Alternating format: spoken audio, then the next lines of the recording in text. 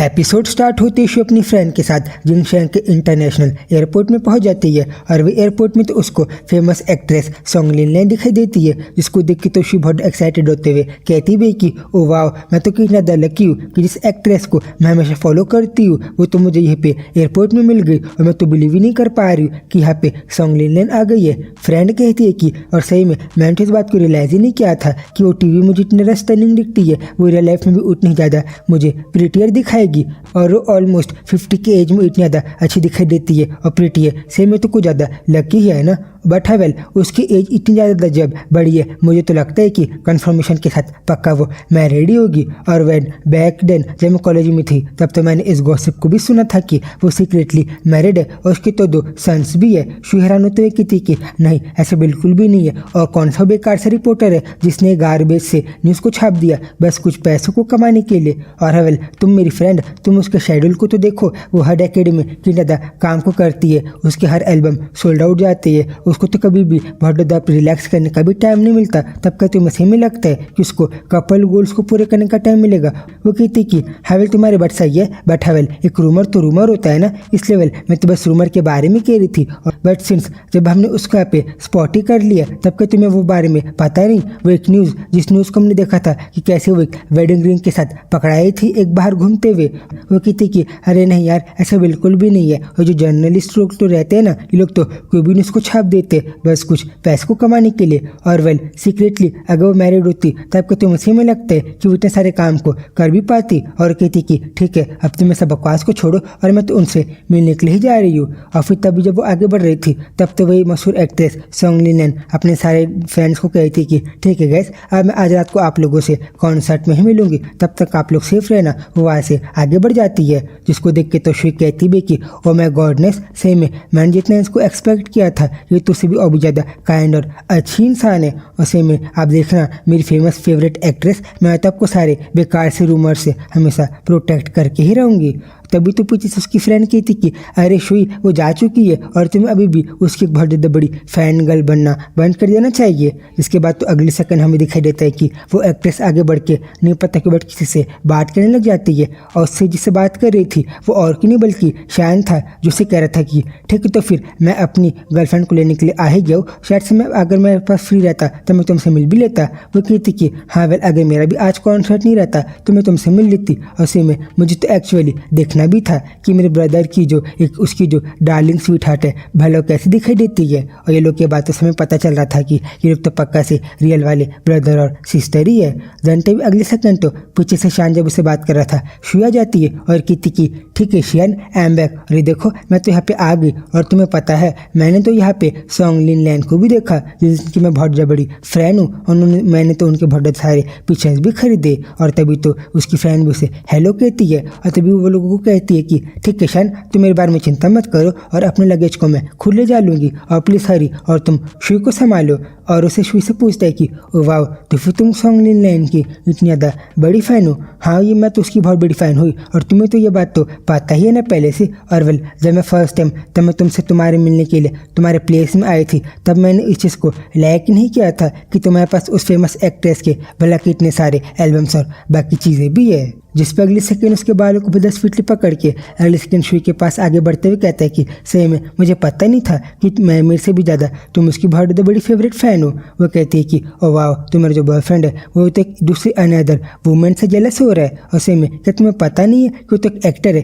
इसलिए तुम्हें इतना ज़्यादा जेलस नहीं होना चाहिए। और वह लुक मेरा जो बॉयफ्रेंड है वो तो सेम एक सिंगल डे भी मेरे पास एक चांस नहीं छोड़ता जहाँ पे थोड़ा सा जेलस हो और उसके साथ थोड़ा सा ऐसी मस्ती मजाक और फ्लर्टिंग भी करने लग जाती है। जिस पर कहता है कि हाँ शुई मुझे पता है और मैं बस ऐसे तुम्हारे साथ मस्ती कर रहा था। दैन जब वो लोग ऐसे आगे बढ़ रहे थे तब तो उसको देख के कहती भी कि सही में शान जो है ये तो बहुत काइंड पर्सन है, ये तो शायद दूसरे लोगों के साथ बहुत ज़्यादा एम्पथाइज भी करता है। और हवेल जब इसने मुझे कन्फेस करने के बारे में सोचा था तब कैसे में इसको मेरे लिए उतनी ज़्यादा एफर्ट करना जरूरी था। और सही में शान ने जब कल मुझसे कन्फेशन किया था तब तो इसने उन सारी चीज़ों को और अरेंजमेंट को करने के लिए बहुत सारा मेहनत भी किया था। इसे सही में ये तो बहुत ज़्यादा अच्छा पर्सन है। और कहते हैं कि ऑफकोर्स शान तुम्हें मेरे फेवरेट हो और तुम्हारा जो फर्स्ट प्लेस है मेरे हार्ट में उसको तो कोई भी नहीं ले सकता। और वेल तुम्हें पता है आज तो मैं मेरी फ्रेंड शान के साथ और मेरी एक ओल्ड फ्रेंड जो मेरे कॉलेज की टाइम थी आज मैं उनसे एक कैफ़े में भी मिलने वाली वाली हो, इसलिए हाँ मैं जैसे लोग उससे मिल लूँगी उसके बाद तुम मुझे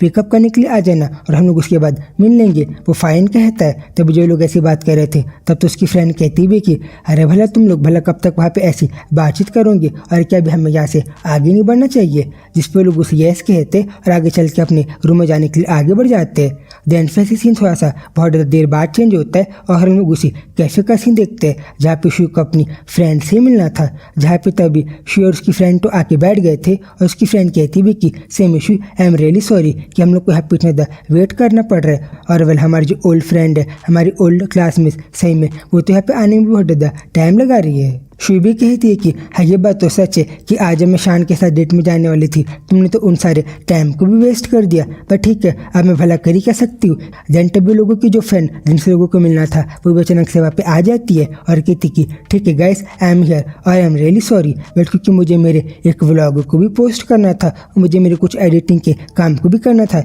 इसलिए मुझे यहाँ पे आने में थोड़ा सा टाइम मिल गया। बट ठीक है अब मैं यहाँ पे आ गई हूँ तो चलो हम लोग थोड़ा सा आराम से बैठ जाते हैं। फ्रेंड कहती है कि हाँ वेल सही में तुम तो पूरी 1 घंटे लेट हो, तुम्हें पता है। हाँ सॉरी यार माय बैड, और मुझसे थोड़ी सी गलती हो गई। जिसके बाद फिर ऐसे जब लोग ये सारे बातों को छोड़ के एक साथ बैठे हुए थे तब हम देख पा रहे थे कि वो लोग तो बहुत अच्छे से खा पी रहे थे और तभी अगले सेकंड वो लोग की जो ओल्ड क्लासमेट है उसकी नज़र कुछ चीज़ों में जाती है और शू से कहती कि वाह शू तुम्हारे पास जो बहुत अच्छा फ्लावर रखा है, क्या तुम्हें तुम्हारे बॉयफ्रेंड ने दिया? वो अच्छा तुमने ये मुझसे क्वेश्चन पूछा, हाँ वेल तो ये मुझे मेरे बॉयफ्रेंड नहीं दिया। वो कहती कि ओ वाओ तुम्हारा जो बॉयफ्रेंड है यू जिंग यू वो तो बहुत ज़्यादा वर्स्ट था ना। तब कैसे में उसने देखो वो तो पहले से वर्स्ट था बट उसने और ज़्यादा बुरी हरकत दिखा के क्या उसने बस तुम्हें आज भी बस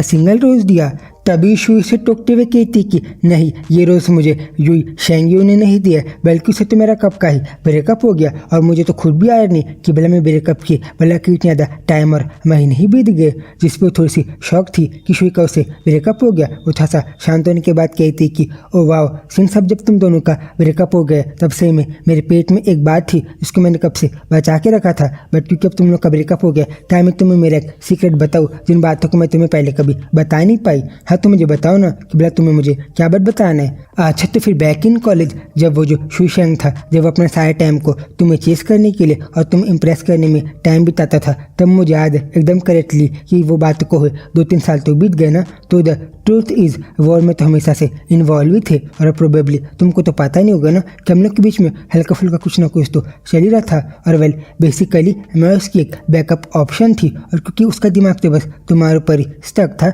मुझे याद है कि हमेशा वो तुम्हें साथ बात ही करते रहता था और हम तो हर रात को एक दूसरे के साथ चैटिंग ही करते रहते थे क्योंकि ऑफकोर्स वो जब तक तुम्हें इम्प्रेस नहीं कर पा रहा था वो आखिरी में जाके मेरे पास आ जाता था। और सही में मैं भी स्टूपिड थी कि मैं उसकी सारी बातों में आ जाती थी और आई मीन वो थोड़ा सा तो हैंडसम था ही ना और हैंडसम होने के साथ साथ वो तुम्हारा एक्स तो बहुत ज़्यादा स्मूथ टॉकर भी था। इसलिए वेल कभी हम लोगों ने किसी लव को मेंशन नहीं किया या फिर हम लोग एक सही में रिलेशनशिप में तो कभी नहीं आए थे बट मुझे याद है कि मैं उसके लाइफ में थोड़ी सी एक स्पेशल पर्सन तो जरूर से बन गई थी। फ्रेंड कहती है कि सही में मुझे तो इन चीज़ों के बारे में बिल्कुल भी कोई आइडिया ही नहीं था। वो बताती कि हाँ वेल बिसाइड डेट मुझे हमेशा से याद है कि अगर मैं उस टाइम पे तुम लोगों को अपने इन सीक्रेट्स के बारे में बता देती तब तुम लोगों को पक्का ऐसा लगता कि मैं अपने मन से कोई भी बात को बनाए जा रही हूँ और मैं थोड़ा सा तुम लोगों से अटेंशन लेना चाह रही हूँ और मैं बस एक पिक मी गर्ल बन रही हूँ। इसलिए मैंने तुम लोगों को कोई इन सारी बातों के बारे में कुछ भी नहीं बताया था। और मुझे याद है कि वो जो जूशिंग था उसने तो अपनी पूरी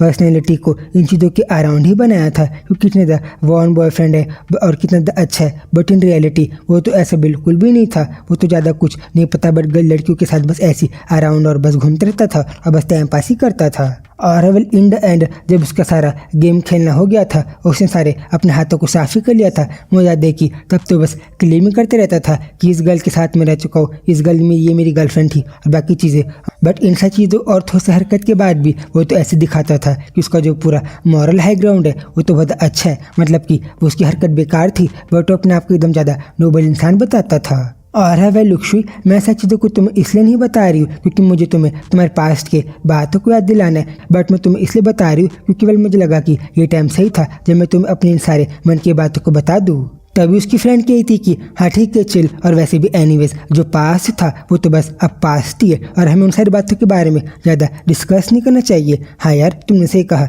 और हमें पास्ट की बातों को पास्ट में रखना चाहिए। बट तब इन बातों को सुन के नहीं पता बट थोड़ी सी तो शांत हो गई थी। और वो कहती भी कि वेल बैक इन मुझे तो ऐसा लगता था कि हम लोग का रिलेशनशिप थोड़ा सा ब्यूटीफुल तो थोड़ा बहुत है ही, वैल्यू ब्यूटीफुल रिलेशनशिप थोड़े बहुत शॉर्ट टाइम के लिए जरूर से हो, जो मूवमेंट ज़्यादा बढ़ नहीं पाया। बैठा मुझे ये बात तो बिल्कुल भी नहीं पता था और मैंने तो इस बात को इमेजिन ही नहीं किया था कि मैं तो बिगनिंग से इन द एंड एक बेकार इंसान की डेट कर रही थी, जो कि एक पूरा पीस ऑफ ड्रेस ही था, जो कि इन सारी बेकार हरकत करता था। और फिर ऐसी बातों को सोचते हुए बहुत टाइम बीत जाता है और हम लोग देखते हैं कि शुई ने तो नहीं पता कि बहुत सारे बीयर्स को ड्रिंक कर लिए थे, वो तो बहुत ड्रिंक कर ही जा रही थी। तभी जिस चीज़ को देखे तो बाकी लोग कहते भी कि सेम इशू व्हाट्स रॉन्ग, ऐसे में क्या तुम अभी इतनी ज़्यादा ड्रंक हो गई हो कि तुम आगे तो और एक दो कॉकटेल को ही पिए जा रही हो और तुमने तो कुछ ज़्यादा ड्रंक कर लिया है। वो कहती कि अरे कोई बात नहीं, कभी कभार ऐसा चलता है और मैंने तो बस थोड़ी सी जूस को ही पिया है। जिसके बाद तो अगले सेकंड उसकी फ्रेंड उसको गोदी में उठा के लेके जाने भी लग जाती है।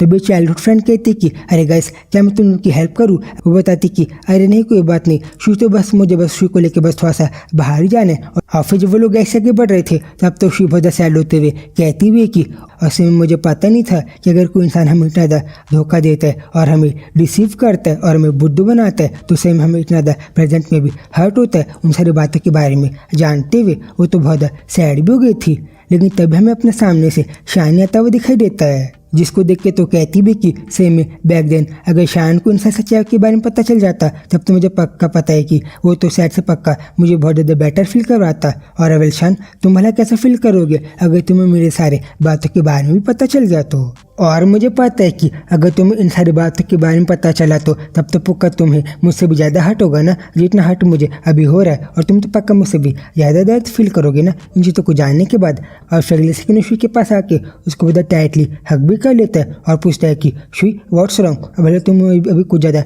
ठीक क्यों नहीं दिखाई दे रही। वो कहती कि अरे मुझे कुछ नहीं हुआ, अरे देखो बस मुझे थोड़ा सा बस कूल लग रहा है और कुछ नहीं, बल्कि मैं तो पूरी गुड हूँ। तभी फ्रेंड पीछे से बताती कि अरे कुछ नहीं शान, इसने तो बस नहीं पता क्यों बट फ्लो में तो कुछ ज़्यादा कॉकटेल को ड्रिंक कर लिया और इसलिए इसकी हालत ऐसी हो गई है और कुछ नहीं। वो कहता है कि वो अच्छा ऐसा है क्या। और अगले सेकंड शुई को बहुत अच्छे से स्वीटली अपने गोदी में उठा के वो उसको बहुत स्वीटली आगे बढ़ने लग जाता है। तभी तो पीछे से फ्रेंड कहती भी कि अरे वेट तुम शुई के थोड़ा सा बैग को तो ले लो। बट अभी तो शुई कहती भी कि सही में शान मैं तुमसे प्रॉमिस कर रही हूँ कि मैं ड्रंक नहीं हूँ और पक्का मैं ठीक ठाक हालत में ही हूँ। वो कहते हैं कि वो अच्छा ऐसा है क्या, बट तुम चिंता मत करो, हम लोग जल्दी से हमारे घर जाए रहे और मैं तुम्हें सेफली घर ले जाए लूँगा। और फिर अगले सेकंड उसको अपने कार में बैठा के बहुत अच्छे से उसकी केयर करते हुए शुई को आगे लेके बढ़ ही रहा था। और जब वो शुई को दिख रहा था और शुई बहुत ज़्यादा थोड़ी सी लो हालत में थोड़ी सी ब्लश करते हुए दिखाई दे रही थी, तब उससे कहता भी कि बहुत स्वीटली उसके चेहरे में पकड़ के कि शुई तुम चिंता मत करो और ऑलमोस्ट देयर, हम लोग तो ऑलमोस्ट हमारे घर पहुँच ही गए। बैठा बोल क्या तुम मुझे बताओगी कि भला तुम्हारे साथ ऐसा क्या हो गया कि तुमने अचानक से आज पहली बार इतना ज़्यादा ड्रंक कर लिया